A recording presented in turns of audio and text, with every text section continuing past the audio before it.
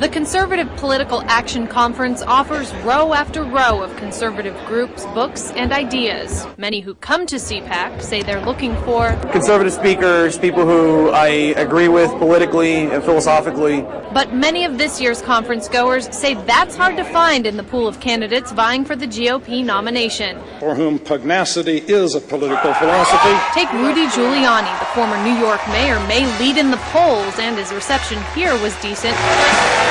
But the conservative base says he isn't right for the party. Giuliani's a liberal. You know, we love the fact that he did a great job in New York, but Mussolini made the trains run on time. And John McCain, who is widely accepted as the establishment candidate, didn't show up, leaving many disappointed and even offended, even though many don't believe he's conservative enough either.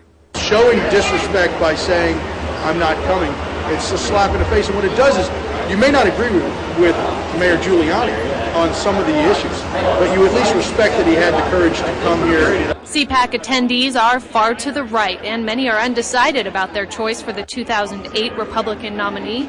Some say they don't hear a clear message. I do feel an energy though, and I do think that people are looking for something, and maybe it is a more conservative candidate. I think people just are looking for somebody who will have a strong point of view. Some of these conservatives are left hoping for new additions to the race in coming months, someone who could put together a platform that really shows America for what it can be, which is that shining city upon a hill that Ronald Reagan used to talk about.